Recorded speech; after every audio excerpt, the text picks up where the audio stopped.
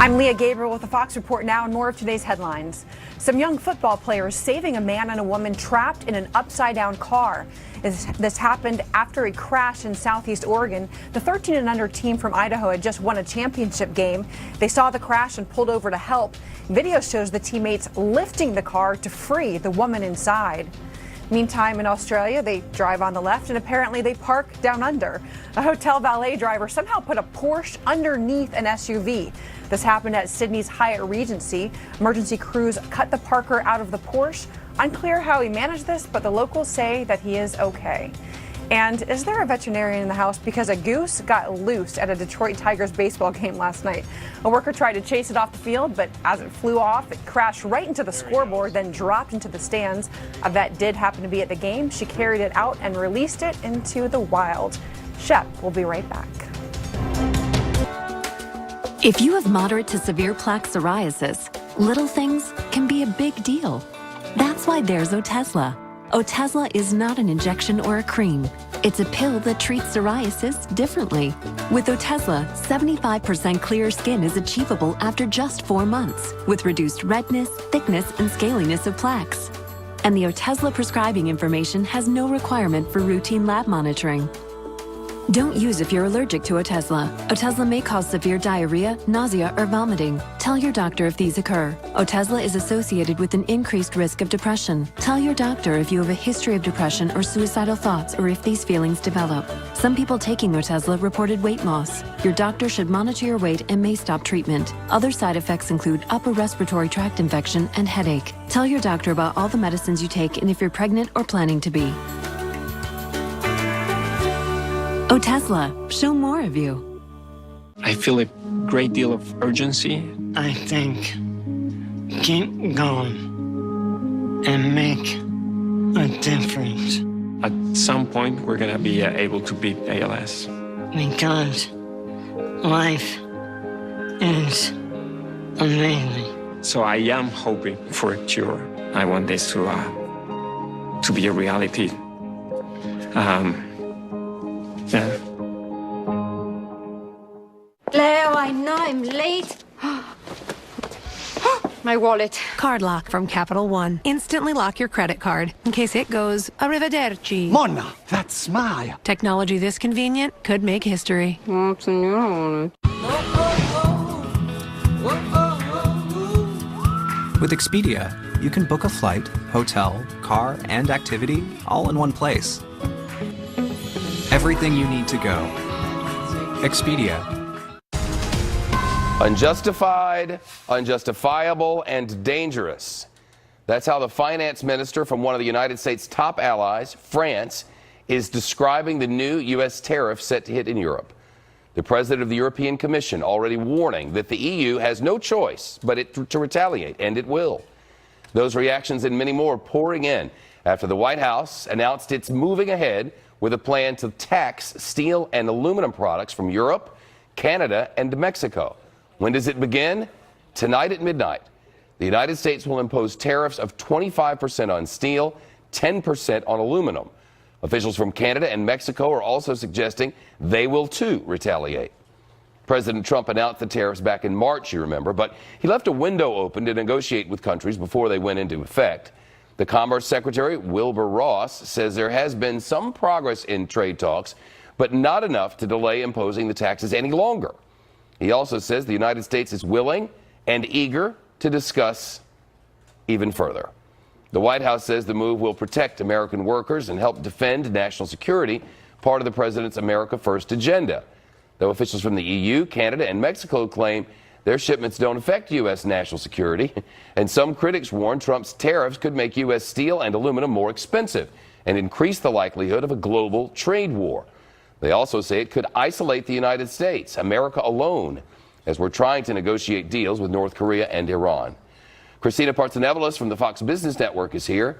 How are our neighbors reacting to this? Very negatively right now. You have Canada being the hardest hit when it comes to steel, because if you think of all the U.S. steel coming into the country, 17% comes from Canada. So that's a big amount of sales potentially lost from Canada. Prime Minister Trudeau making a statement today saying that it's unfair, he's not happy, and they too plan to retaliate. So they've already put out their list just maybe about an hour ago, saying that there's going to be 25% tariff on U.S. steel going into Canada, as well as 10% on aluminum, so similar to what the U.S. is doing. But then they have additional things. It sounds like a food fight, but on yogurt, sleeping bags, beer kegs, felt tip pens, toilet paper, cucumbers, and strawberry jam. And it's not just Canada. Mexico, too, has said that they are going to retaliate. I saw one report saying that they're going to retaliate against pork and cheese. And this, of course, is hitting some of the cheesemakers like Kraft. Stock is down, Hormel, Tyson, the suppliers of those. And this eventually could result in higher prices for Americans. What about jobs? Jobs, an excellent example, too, is you have one report coming out from the Trade Protection Policy. They put out a policy brief, and they said that, yes,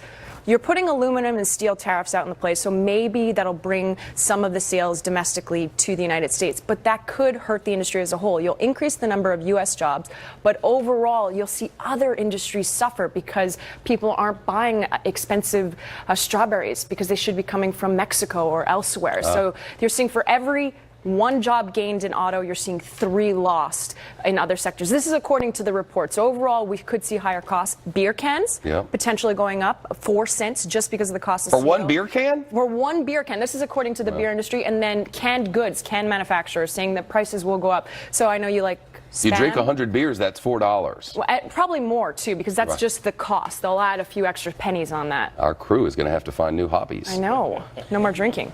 No, well, we can't have that. Can't get through the day without that, Christina. You're a new one. Nice to see you. Thanks. Harvey Weinstein, nothing funny there. He's been indicted now on charges that could land him in prison for decades. But the disgraced movie producer did not testify before the grand jury. We'll tell you what his formidable legal team is saying about it. Plus, police releasing dash cam videos showing the moment a cop punched a woman in the head at the Jersey Shore over Memorial Weekend. That's coming up.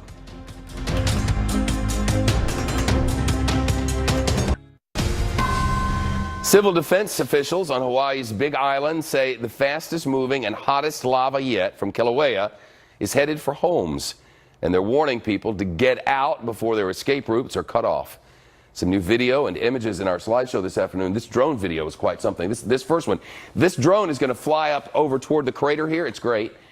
We just got this. Officials say the volcano's vent is widening as its walls are collapsing. Check out the lava as it flows toward these houses. This is the latest picture. You see the lava on the flow. And see these? These right here? Lava lamps. USGS scientists say it was moving much faster overnight, 6 football fields an hour. That's very fast. Here, a night shot of the lava right here. Look at this. Look at that blood vessel down through the thing. Scientists say it's moving faster because it's so hot, and that even smaller temperature increases make a huge difference here. Lava also still shooting into the night sky out of almost 24 cracks in the ground. This one sending it hundreds of feet up into the air in a residential neighborhood. Prosecutors here in New York had a 6-month deadline to get a grand jury indictment against the movie mogul Harvey Weinstein. And less than a week after he turned himself in, they got one. Harvey Weinstein appeared in a New York courtroom yesterday to face sex crime charges, including rape. He's 66 years old now. If he's convicted, he could potentially go to prison for decades. Dozens of women have accused him of sexual misconduct. These first criminal charges involve 2 of those accusers. Harvey Weinstein denies that he did anything wrong and says his sexual encounters have always been consensual. And his lawyer says Weinstein will plead not guilty. Laura Ingalls covering this here in Manhattan. What's happening now? Well, you know, this indictment came just hours after Harvey Weinstein's legal team said he would not be participating in the grand jury. He would not be testifying. And then this is what happened. Weinstein, as you mentioned, turned himself into police. That happened last week. He surrendered on rape and criminal sex charges. He was arrested, arraigned, and released on $1 million bail. The judge gave him until yesterday to decide if he would testify before the grand jury. Weinstein's legal team asked the DA, Cyrus Vance, for more time to to prepare him. His lawyers say that request was denied, so they advised him not to testify. Weinstein could get 25 years in prison if convicted on the charges against him, which involve 2 women. His lawyer, Benjamin Brofman, has said the encounters with both of these women were consensual. The DA released a statement yesterday which reads in part, the defendant's recent assault on the integrity and survivors of the legal process is predictable. We are confident that when the jury hears the evidence, it will reject these attacks out of hand. Weinstein maintains his innocence. His next court date, and this is a new one that we have, is June 5th, just next week. His legal team is from another planet. They are A1 legal team, and now they're responding to this incident. They are responding, and they say that they're going to be coming at this pretty hard. His attorney, Benjamin Brofman, has said they knew this indictment was coming, and they were ready for it. Brofman spent 90 minutes in a judge's chambers Tuesday with the assistant DA handling the case to discuss his concerns that Weinstein would be able to get a fair trial, and issued a statement yesterday which reads in part this. Mr. Weinstein intends to enter a plea of not guilty and vigorously defend these unsupported allegations that he strongly denies. We will soon formally move to dismiss the indictment. If this case actually proceeds to trial, we expect Mr. Weinstein to be acquitted. Many here in New York, Shep, call this the opening act. Remember, he has been accused by almost 80 women in London, Beverly Hills, and Los Angeles. So we've got a lot more to go through this. If true. If true. Ooh. Yes. Thank you. Thanks. There is some dramatic new video that I want to show you. It's body cam video from police that shows the moments leading up to a violent arrest of a woman down the Jersey Shore over Memorial Weekend. Officers say the 20-year-old was drinking, underage obviously, while there with her baby and her boyfriend. When police asked her for her last name, she told them they didn't need it. And then things got heated.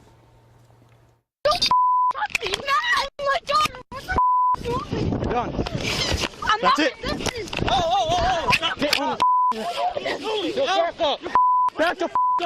Happy Memorial Day. Police say the woman hit an officer when he told her that she was under arrest. They forced her to the ground while she cursed and spat upon them. Then the video shows the officer punching her. The woman's attorney says the police overreacted and used excessive force, but the local police chief says the officers did a decent job, as he put it. Officials say they're now investigating. The Roseanne revival killed it in the ratings before ABC killed the show over the star's racist tweet. Now the man who played her for better than half of the years is responding to what went down. Also, another TV star facing heat for a vulgar comment targeting Ivanka Trump. Now Samantha Bee is apologizing. Actor John Goodman getting into a Twitter war over Roseanne. The man who played the comedian's husband, Dan Connor, apparently playing by the rule your mother taught you. If you don't have anything nice to say, just don't say anything at all. Goodman told Entertainment Tonight that he'd rather say nothing than to cause more trouble. He also claimed he's staying away from the Twitter and doesn't read what's on there. Good call. Chief Correspondent John Hunt is live in Los Angeles. Hey, Jonathan. Hey, Shep, you know, Roseanne herself is acknowledging the pain she's caused others through all of this.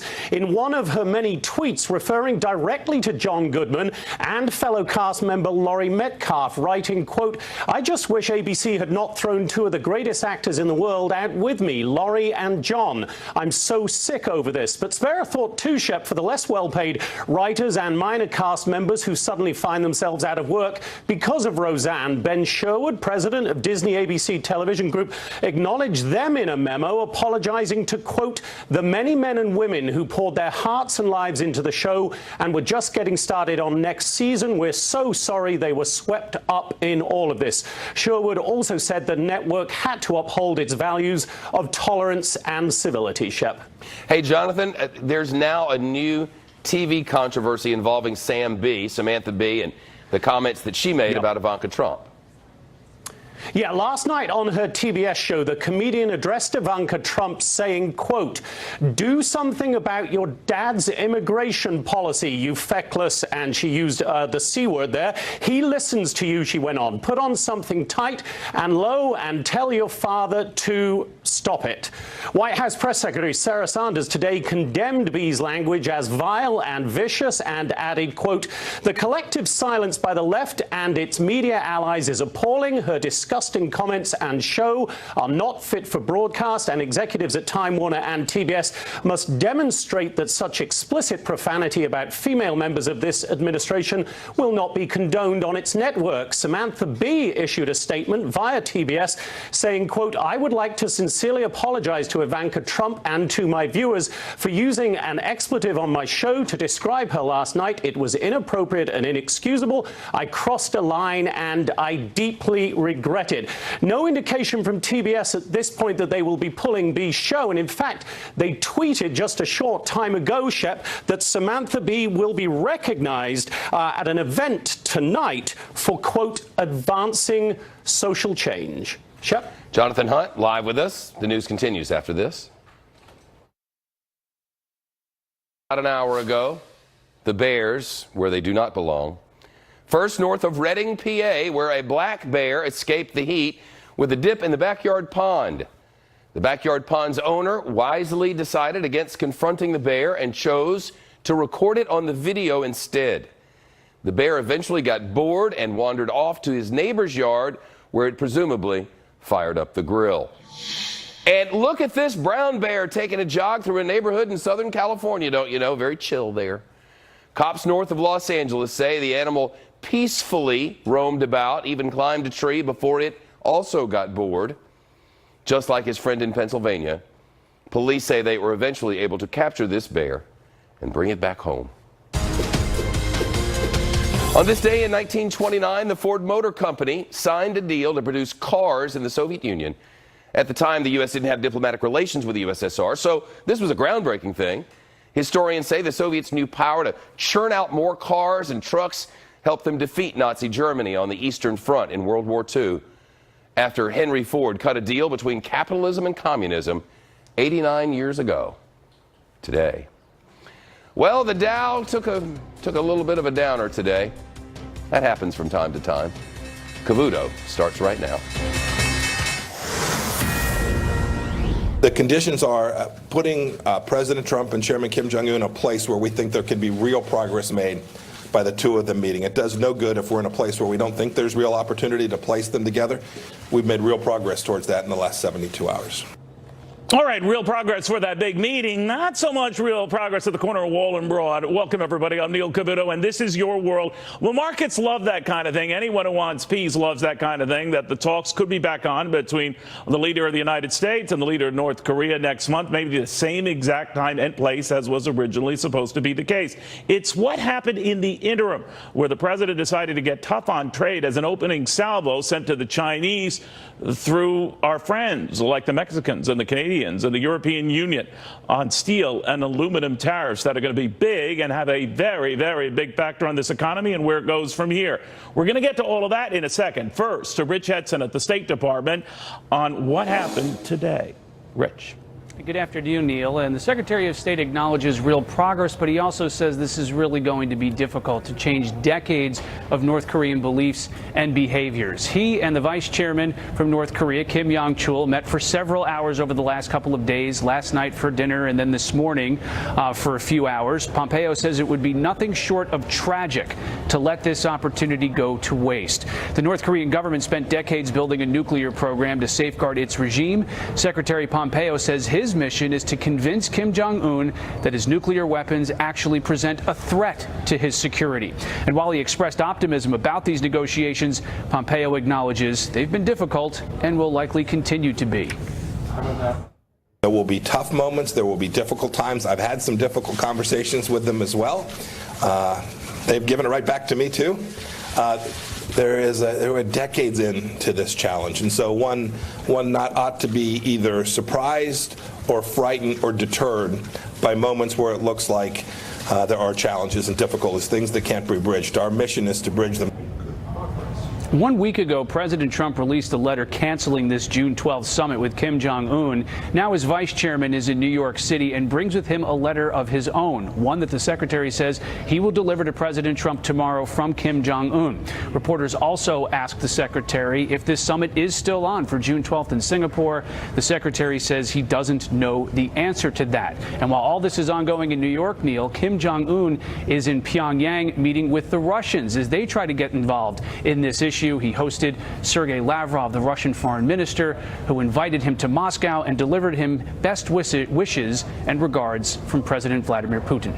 Neil? All right. Thank you, my friend. Rich Edson at the State Department. Let's get the read on all of this with retired U.S. Army Lieutenant Colonel Bob McGinnis. Bob, always good to have you.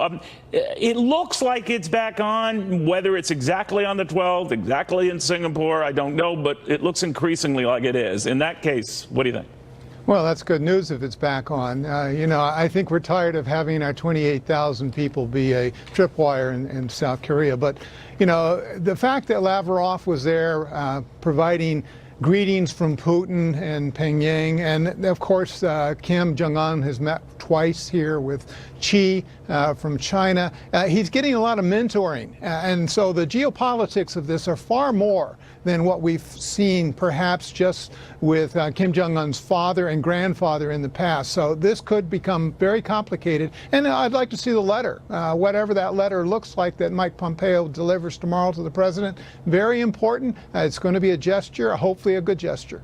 We can get in that letter. I am curious about it as well, but I am reminded that you mentioned China before, and it's interesting that this General Kim Yong-chol, the #2 power figure, just as ruthless as the guy who leads the country, had just flown to this meeting yesterday from a separate meeting in China with the Chinese leader, much as the North Korean leader had 2 meetings in as many months with the Chinese leader. That kind of rattled the president, who noticed a distinct change in behavior on the part of Kim Jong-un post that second meeting. But what do you think? Well, President Xi, when he met with the young leader, and this is certainly supposition on my part, it reminded this young man that, look, I'm going to be president for life thanks to an amendment of the Constitution, much like Mao Zedong. Further, President Trump's only going to be around for most 7 more years. And so you need to understand who to deal with here. Your nuclear program right now is probably creating some problems for me. I'm concerned about what might happen should the U.S. send more THAADs and other anti-ballistic missile systems there to South Korea. And I'm also concerned what the Japanese might be. They're increasing their defense budget. So, President Xi's a hegemonic sort of globalist, has big ambitions for the future, and doesn't need this nasty little problem in North Korea to continue to undermine what he's doing. And of course, Lavrov, I think, was delivering much the same message to the young leader. All right, Colonel, always good having you, my friend. Thanks for stopping by. Colonel Bob McGinnis served this country very nobly here. This was not something that was nobly greeted, by the way, in the financial markets. The president making good on his tariff threats with those countries that send us a lot of steel and aluminum. 25% tariff on steel-related products, 10% on aluminum. And this isn't really an opening salvo to China. It's meant more to hurt the Mexicans and the Canadians and the Europeans.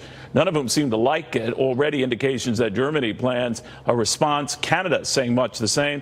The Mexicans have been quiet, but they are not going quietly when it comes to a response to this. Eventually, on the phone, the former State Department official, Anya Manuel. Anya, what do you think of their response? Because the markets immediately fell off on this news, reversing the gains they had yesterday on the belief that it didn't look like the president was going to do this. Now it looks like he will. What do you think?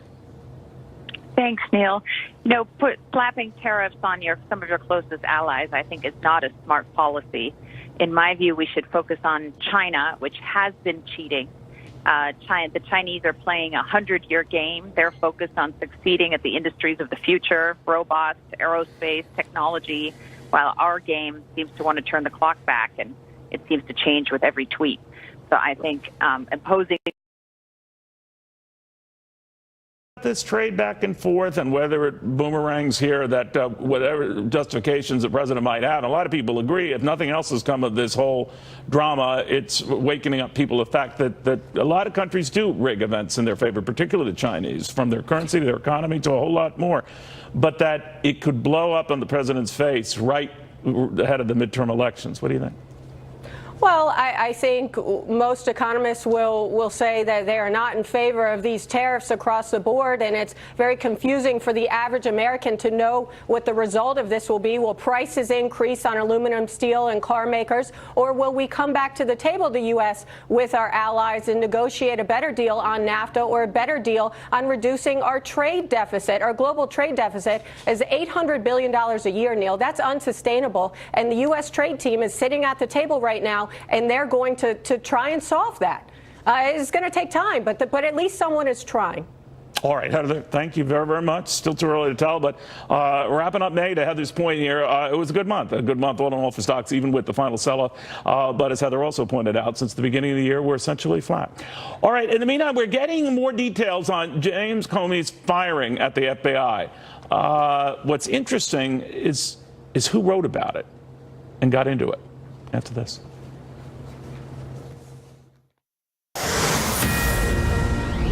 You know, he has been out of the FBI for a while right now, but former number 2 there, Andy McCabe, still seems to make a lot of news just the same, even though he's been brought up a number of times for essentially lying under oath. In fact, 3 times doing so, which could land you in the slammer for a long time if criminal proceedings were to move forward here. Now, of course, writing and getting a memo for the time when James Comey was fired and detailing what was behind all of that. Attorney Jenna Ellis is here, knows a thing or two about what was said, but why should it get any credence given what we know about Mr. McCabe now, whether you're on the left or right? You know, he's done a lot of lying. He really has, and for an objective source, several objective sources, and the Inspector General, Jeff Sessions, as well as Rod Rosenstein, saying that McCabe lacked candor, that's really the legal speak for he's lying. And if he lied once, he'll definitely lie again. And what's fascinating about this, Neil, is that this particular memo, we have no idea not only what is contained in it, but whether or not it was contemporaneously written. If it was manufactured after the fact, if we're dealing in a court of law, then no reasonable judge would look at this and say that this is credible evidence to publish to a jury. But of course, we're dealing in the court of public opinion. And the jury right now are the electorate of the 2018 midterms and eventually the 2020 people who are going to be looking at voting again for President Trump. And when we're in the court of public opinion, the rules of evidence really don't apply. And that's what we're seeing from the mainstream media here, is taking a piece of evidence that we just can't really rely on at this point, not only from McCabe's lack of credibility, but lack of even information on the memo, and they're basically running wild with speculation. Yeah, including what's exactly in it. And what we do know is that Bob Mueller has been apprised of it and has it, so I'm wondering if it's going to have any effect on anything he does, as if there might have been some manipulation behind the Comey firing, or what the media seems to be pouncing on is the possibility of the president trying to obstruct something. What do you think?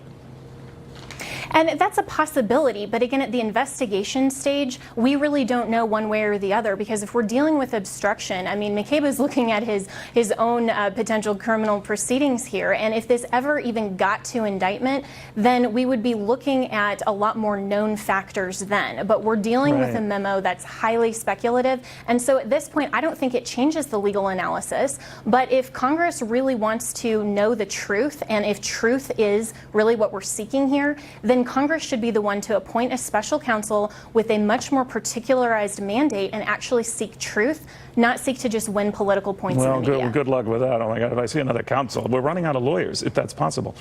Jenna, let me ask your thoughts on what the president was once again saying about Jeff Sessions as Attorney General, that if he had it all to do over again, he wouldn't pick him. That's not new. The fact that he still, rumbles on about it. What do you make of that? And Jeff Sessions in his job, and hearing that his chief once again doesn't really flip over. Right, and all of those appointments serve at the pleasure of the president, and this is where a really interesting tie-in that the Constitution in Article 2, which governs the executive branch, doesn't speak to the hiring and firing ability of the executive branch. And does he want him know to from quit, case though? precedent, Does he want him to quit? I get the feeling like when they get so miserable, he'll quit. But then maybe he fears that clearly Sessions isn't quitting. And secondly, if he were, others might leave the Justice Department too, and the president maybe doesn't want that right before a midterm election. What do you think? I think the president is just distancing himself from Jeff Sessions, and if there were a private conversation where the president asked him to resign, then he should, as someone who serves at the pleasure of the president. Do you think he has asked him to resign? I can't imagine, given all the public scolding, that he doesn't work in a vacuum. I think you're right. I think you're right that he probably won't actually ask him to resign, and this may be putting Twitter pressure on him to see if he'll kind of just take the hint and move on. But as you've mentioned, he's remained firm, and there's some great people in the Justice Department that are serving the administration well. So it'll be interesting to see how this plays out.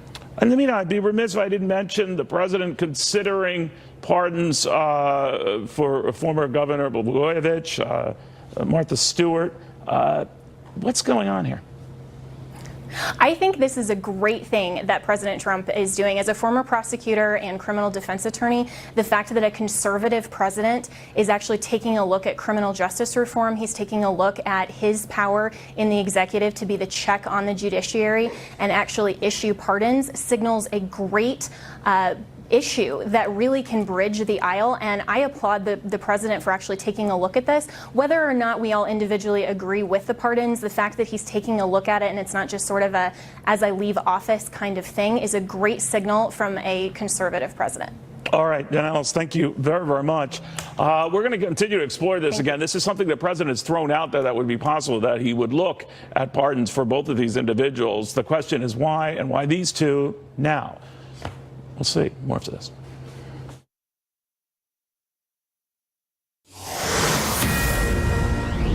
You know, anything is possible in Las Vegas, but the City of the Heat right now has a team in the Stanley Cup. So that alone is amazing. So we'll see how those battles go back and forth. Last night, not so much. But in the middle of all of that, a possible casino workers' strike that could affect upwards of 50,000. The latest on all of this with Las Vegas Independent Mayor Carolyn Goodman. Mayor, very good to have you. Thanks for coming.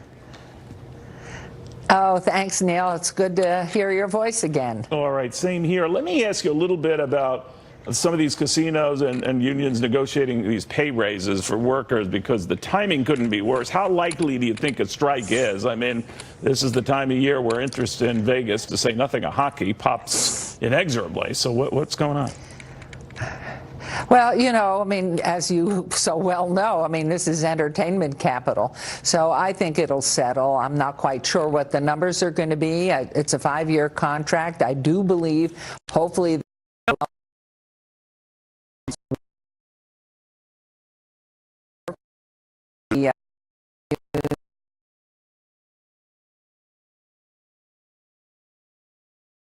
negotiating these pay raises for workers, because the timing couldn't be worse. How likely do you think a strike is? I mean, this is the time of year where interest in Vegas, to say nothing of hockey, pops inexorably. So what's going on? Well, you know, I mean, as you so well know, I mean, this is entertainment capital. So I think it'll settle. I'm not quite sure what the numbers are going to be. It's a 5-year contract. I do believe, hopefully, the hotels will work with the union employees to give them some type of technological training. That's very important to them in this issue. But I don't think it's going to happen. Our last major culinary strike was in 1984, when we were a town of less than 500,000. Now we're 2.3 million, with 43 million visitors coming into town every year. So I think it will settle. You know what? I guess it would be, if it were to come to fruition, we could be days away from the first, a citywide strike in decades. How likely do you think that is?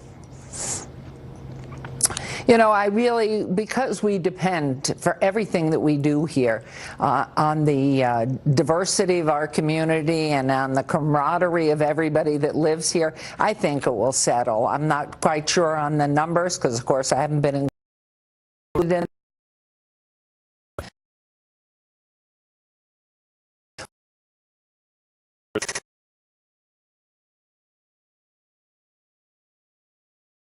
down every year. So I think it will settle. You know what? I guess it would be, if it were to come to fruition, we could be days away from the first, a citywide strike in decades. How likely do you think that is? You know, because we depend for everything that we do here on the diversity of our community and on the camaraderie of everybody that lives here, I think it will settle. I'm not quite sure on the numbers because, of course, I haven't been included in them.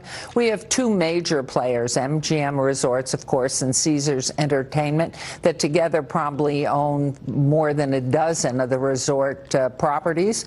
And so, you know, these are the people that live here, and I feel for them and understand and believe in their asks. But then again, too, this is their hometown, and we've got to get things going. This is a popular place to be right now. No, obviously. You know, man, that's something I was going to ask you as well. It's also a place that's seen a big economic turnaround, and a lot of people were surprised, particularly after the shooting last year, that whether the town would right itself again. It clearly has.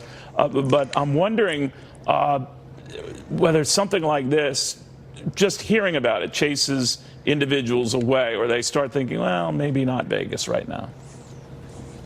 You know, it's one individual. We're seeing it all over the world. We're seeing it all over the country. And it's like trying to put your finger in a dam to stop the water from coming through. It's going to pop out somewhere else. You just can't imagine who's got the sickness that they have or wants notoriety, whatever is causing this. These are individual people that really are creating a problem for people who just want to live and have their normal life. But these are issues, and absolutely not here in Las Vegas. I mean, I think we know, it was a tragedy, and I think there's sort of an ethereal spirit now through our Vegas Golden Knights. It's sort of been galvanizing and pulling everybody back up. Now we're learning that the shooter in that particular incident, Mayor, was telling folks what he was planning to do, and we're sort of piecing together.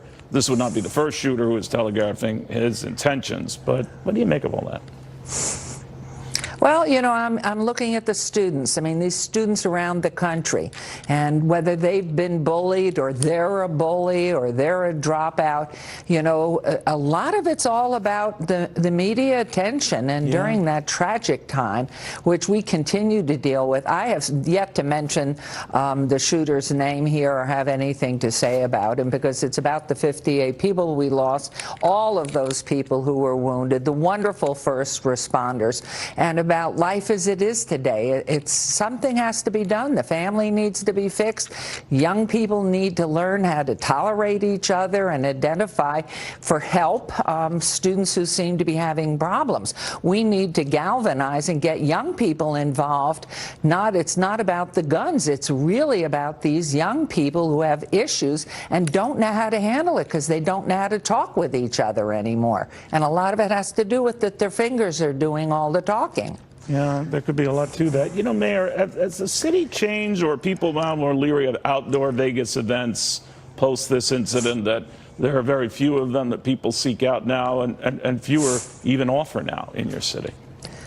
Well, you know, I think what we've done out on the Strip, we've put up these bollards for people who are in cars. You see that all over the world, too, these cars taking out people. So it's not one incident. And as I've told the Conference of Mayors again and again, it's not it's not if something's going to happen. You need to be prepared, and you need to have funds available so you can appropriately attend to what's ever happening in your community. But we need every one of us. We need every child. We need parents to start parenting again and really keep an eye on their children and really understand where they are. And then if, as Metro law enforcement everywhere says, see something, say something. And, you know, you don't want to castigate kids and people. You just want to make this work and get us back where we belong. And this community has been simply phenomenal. I mean, this is a family of people who live in Southern Nevada that are so strong and so dedicated to each other. And I think it's just done nothing but pull us together. And it's wonderful, as I mentioned before, to have something as fabulous as a new franchise in the finals of the Stanley Cup. In one of the hottest cities, I mean, actually physically hot cities, and a hockey team that's thriving like this. It's amazing. Mayor, thank you very, very much. Very good seeing you. Thank you so much for having us. All right. In the meantime, I want to draw a quick reference point to House of Cards versus Roseanne. Think of those two shows after this. All right, Roseanne is apparently promising to fight back, but I don't know what that means. I do know that the show featuring her name, Roseanne, is canceled. It's over. Fini.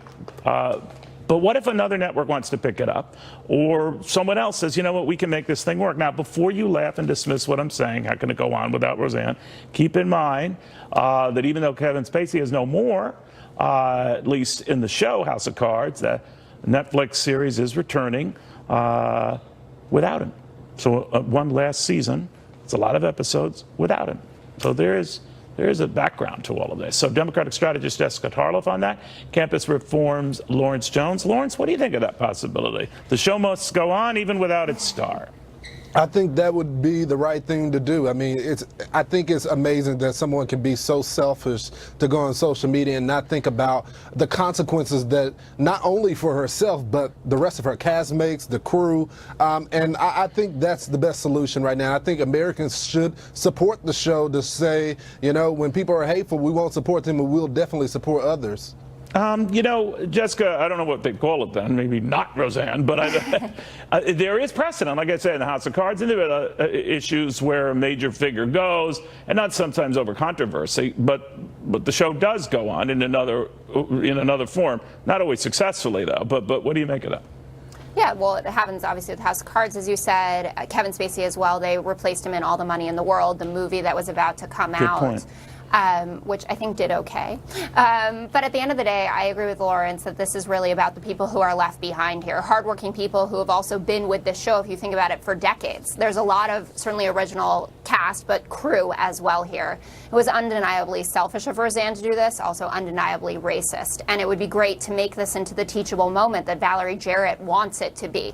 And for them to find some way to move forward. I don't know what you do storyline-wise, or maybe you don't say anything because everybody knows what happens here. And you talk about what happens, you know, to a family that is divided in certain ways and has, you know, conflicts and interesting plot lines and twists, and have them moving forward here. And I think that would be wonderful if they could sort it out. I know it's complicated, but it's going to be interesting, Jessica, because I wonder what's going to happen to people like Samantha Bee, who just said the C word. I mean, you as a woman, you know, my friend, that is the word that you don't use. And so it's going to be interesting to see how networks respond. Will this just be a Roseanne moment, or will this be like the Me Too movement, how many people went after Fox News and then they had to shake up their house at other networks as well? Well, obviously, racism and vulgarity are incredibly different things here. We have seen an apology from Samantha Bee, but we also know that that show was taped. So that is a pre-approved. Racism, vulgarity, both obnoxious, right? Both obnoxious, but it